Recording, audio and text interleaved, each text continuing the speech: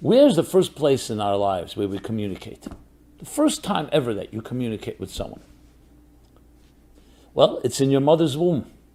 Your mother is communicating to you, and I'm sure the fetus is communicating back to the mother. And what does the communication consist of? It could be words, a mother speaking to her developing new child, but it's communication that's even more than words. It's through the embrace, the very fact that a child is developing in a womb, a fetus is developing, it's completely embraced, engulfed in the embryonic waters, fluids, in a nurturing way. So the first message we receive in our lives is nurturing. Even if the parent may be dysfunctional, but as long as the pregnancy is a healthy one, it's a nurturing. So what do you see from that? That the first relationship we have is one of nurturing. Just like you water a flower, we're all nurtured and loved and embraced those 9 months. So that's, you can say, in a more superconscious or unconscious manner, or subconscious. I like the word superconscious, because it's not in this basement, in the sub, it's in the above, beyond consciousness. But then the child is born and the communication continues. It can be through words like I love you, again through actions. So we see the earliest communication we have in our lives is actually very different than what we become familiar with as we grow into adults. Because let's now take it to the other extreme. What is the communication we're most accustomed to? Just as your body needs exercise, nourishment, hygiene, so too does your soul. We have a series of programs called Soul Gym. It's free. Sign up for it in the description below. Well, especially in our world today, sales, marketing, advertising, someone's pitching you, and not always bad. It could be great. And it's an entire billion-dollar, if not trillion-dollar industry, how to sell something, how to convince someone, how to influence someone, how to gain an investment, how to gain customers, clients. So communication is all around us, and it inundates us. But if you start contrasting it to the earliest times of communication, it's a very different type of communication. That is why we don't trust easily, because we look around and we see someone always wants something from us. It could be through manipulation, even if it's good intentions, emotional manipulation, the words that are used, the images that are used. This is all communication being used, and it could be misused and abused. So you see how important this topic is, because what is communication? Which really the question is, what is a relationship? So let's go back to my case study, or back to the beginning, which I always consider to be the healthy template of how we were born and how we learn to communicate. So a new child has been born. It listens to its parents, to its siblings, to the sounds around it. Hopefully in a healthy home, there will be nurturing messages, validation, confirmation, love. And as the child begins to actually listen to all of this, it begins to communicate as well. Whether it's the first cry or the first laughter, the first word, all that cuteness that we find in children as they begin to speak and then develop language. All that is laying the groundwork of what this child is going to be. So who you are today and how you communicate or how you don't communicate is based on how you were communicated to and how you communicated in turn at your earliest stages in life. And if you can create a juxtapose and create like a comparison between where we were and where we are today, in other words, how it began, our communication in our lives, and where we are today, you will find mind-blowing and many times disturbing contrasts. But that's the way we work. We have no other choice. We have to look at what we have now and then compare it to a more pure or more perfect template.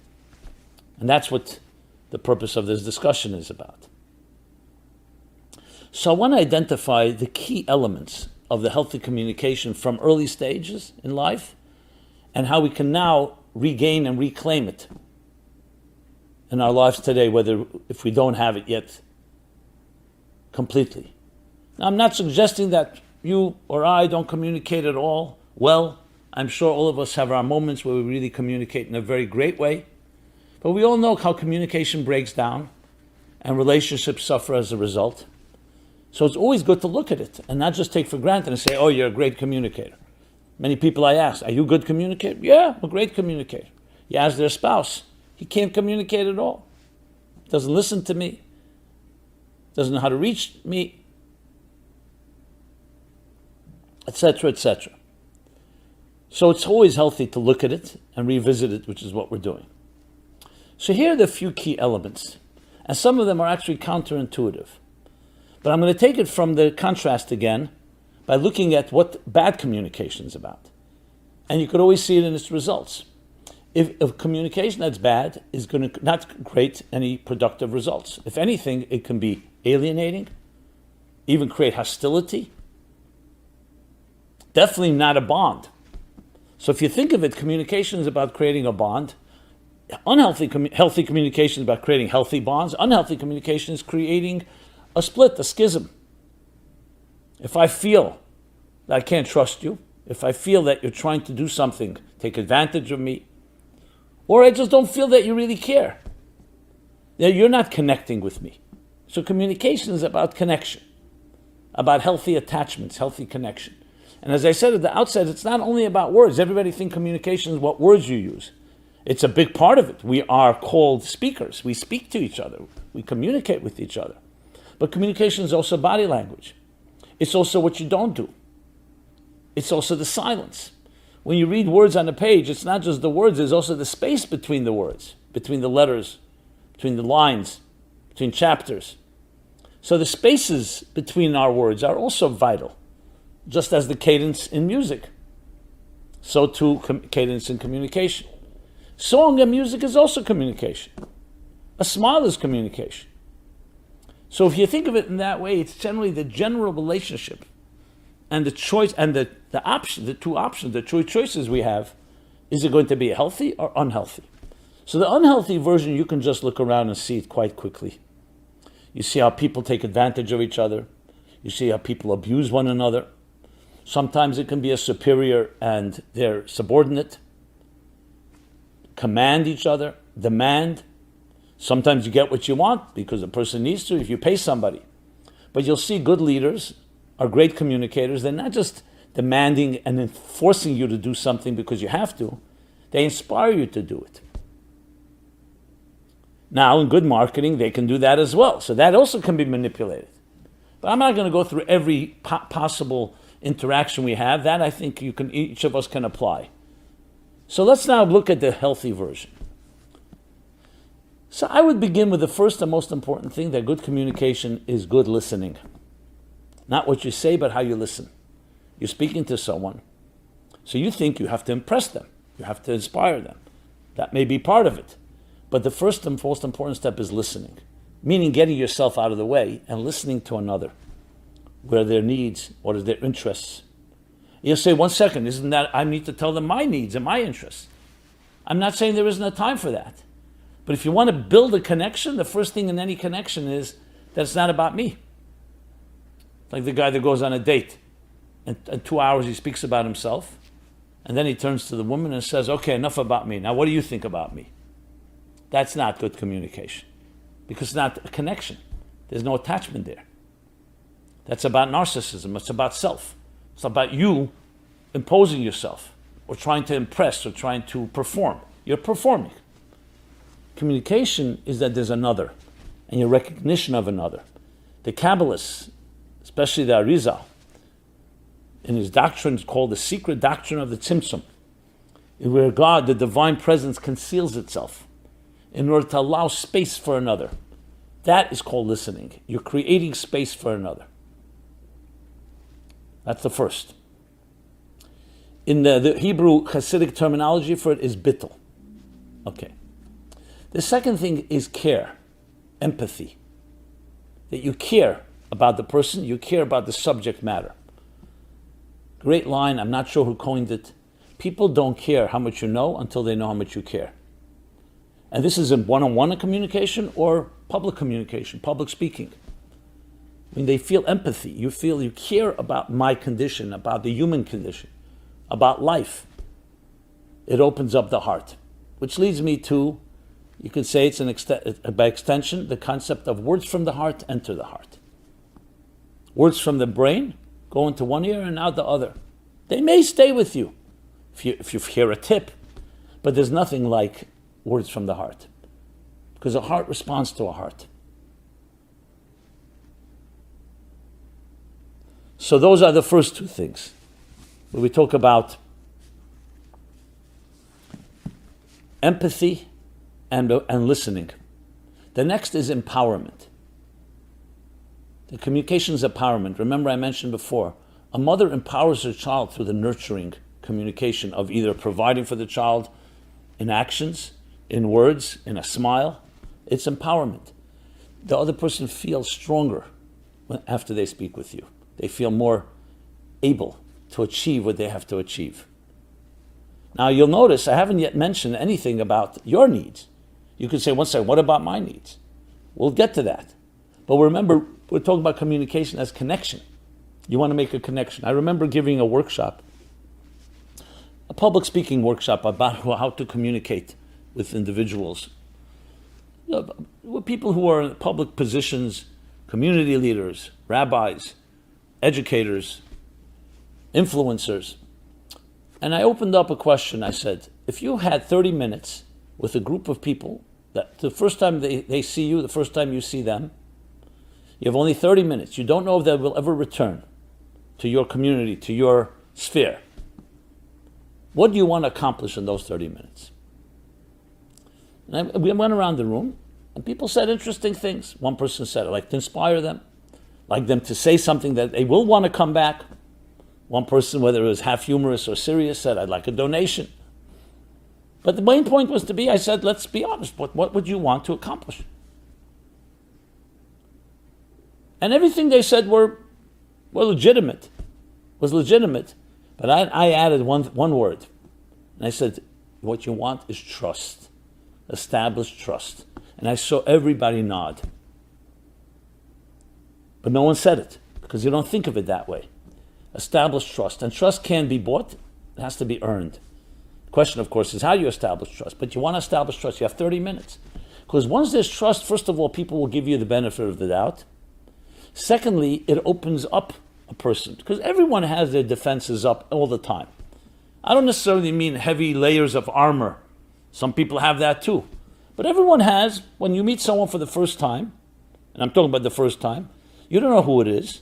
So we all have a certain defensive mechanisms, and not unhealthy necessarily. It's a form of protection. It's also a form of, let me check it out. I need to do my due diligence before I let you in, before I allow myself to be vulnerable, to be receptive. And if it's healthy, you will open up if you do feel trust. But if you don't feel trust, you won't. You won't want to connect.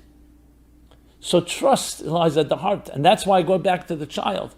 A newborn child or a child that's in the womb is learning trust, because every second, 24/7, is being fed and being given oxygen and everything it needs. That implants in the child a trust that someone will protect me, that I am not alone in this world. I understand I'm talking on a more cosmic or broader level, but let's bring it back to regular communications. Trust is what you want to establish. The question is how. And the answer is, I go back to the other first two things, that people see you're capable of listening, even though you're doing the speaking. But I can tell you as a speaker, speaking is listening. Even though no one else may be saying words, but you pick up the vibes.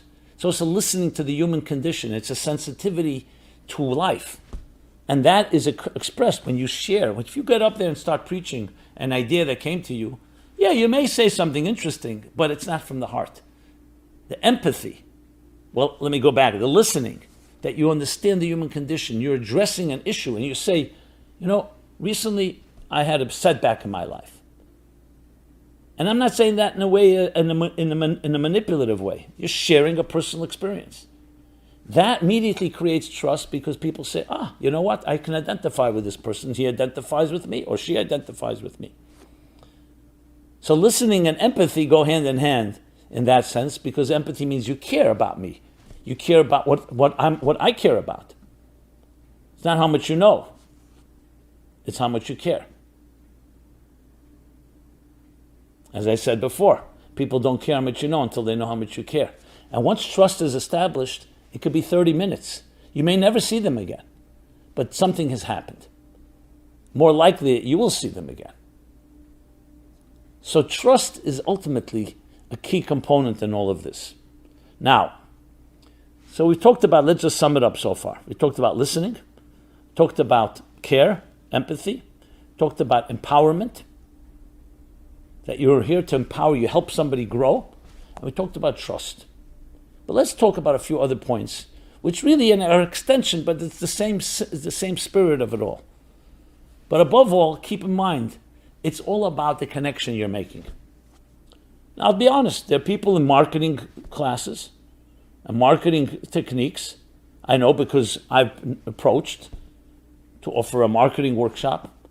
This is marketing at its best, but not marketing in a way, and that brings me to my next step, is integrity and sincerity, because you can use these methods also to sell garbage, to manipulate someone, to sell them something that's not even valuable. There are people who can engender and cultivate trust because they know how to manipulate. So obviously, we need to have an element of integrity and honesty. And that's not always, the listener may not be able to always pick it up. I know people are great con artists. That's what makes a con artist a great con artist. They know how to manipulate your emotions. They know how to replicate and emulate everything I said, but not really, because it's ultimately not going to last.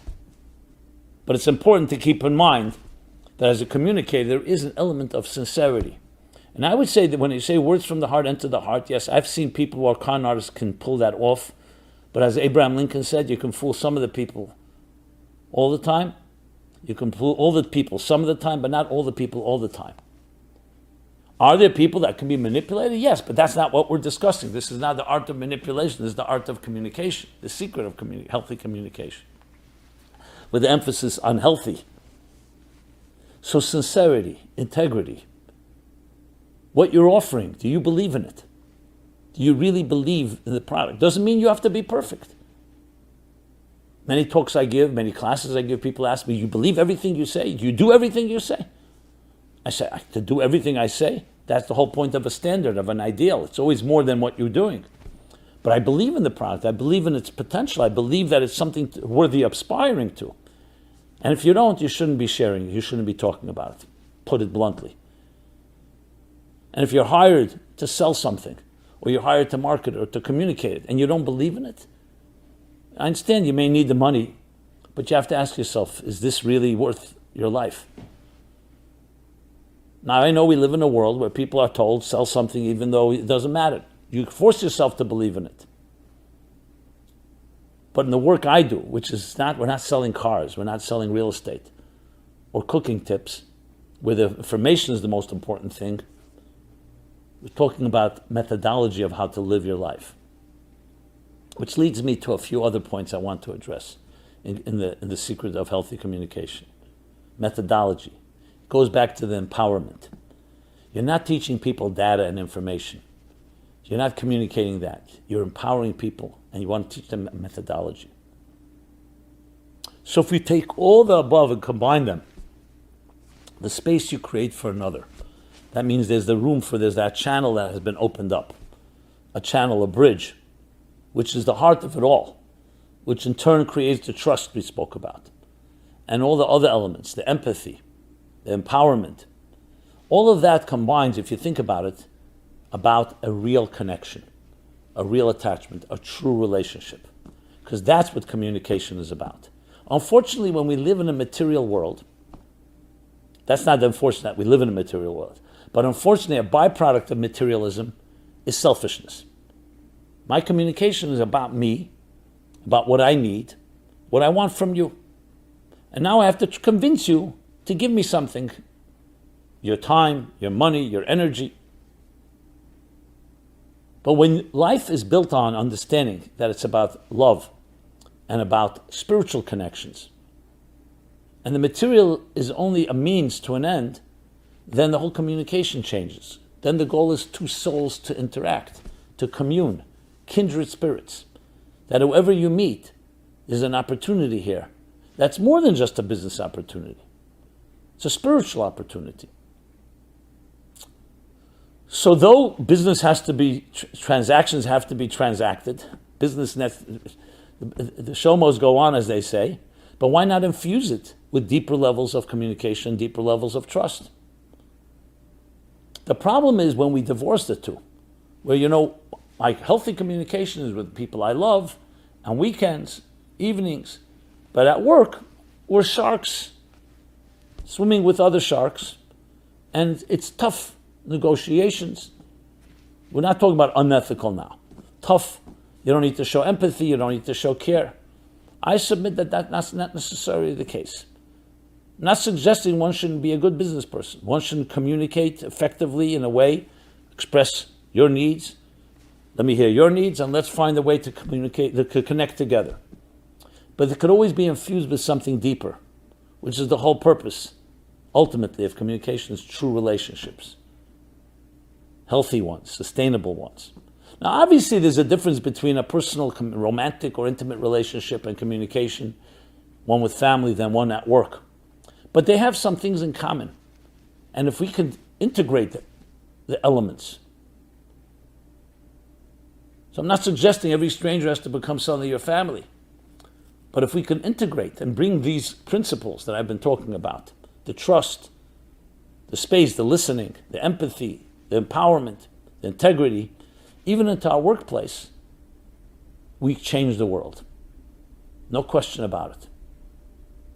So though we have all the technologies available to us and all the communications, all you need is a smartphone and you're connected, but these connections are up to us how we're going to use them.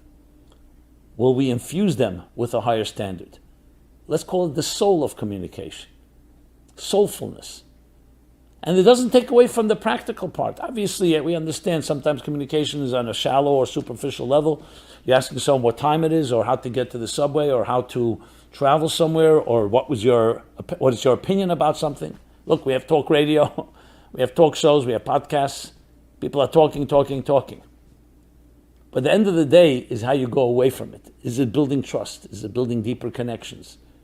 Is it helping our psyches grow? Is it becoming more loving?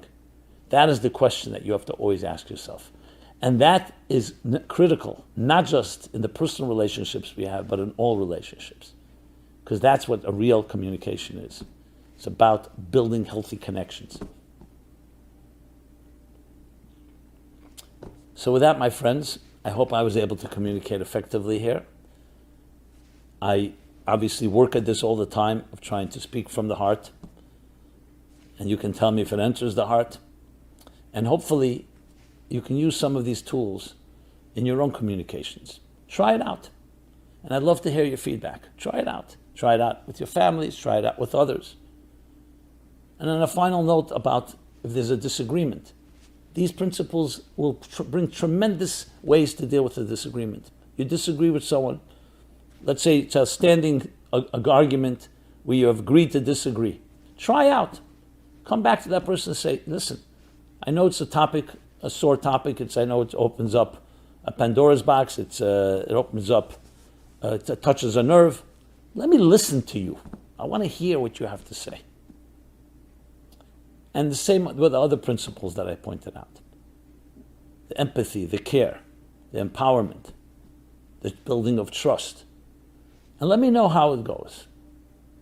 I would love to hear your feedback. If we can create this type of grassroots ripple effect, imagine how we can change the world. There's only a few 5 degrees of separation between us.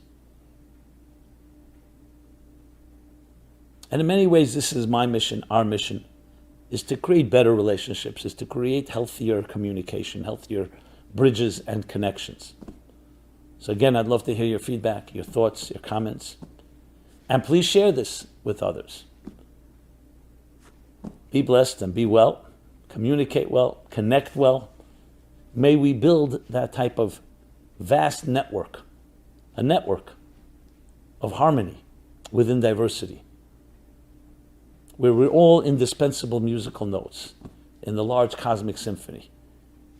And those notes communicate with each other. They both know how to speak and to listen. They know when to speak and when to listen, when to play and when to let the other play. And that is not just deferring, but it's actually complementing and realizing that we are far greater, our synergy, greater than the sum of the parts. Thank you so much. This has been Simon Jacobson, meaningfullife.com. Please check us out. And again, love to hear from you, and please share. Thank you. Be well.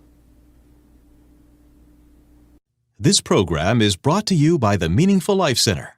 Please help us continue our programs. Make even a small contribution at meaningfullife.com/donate.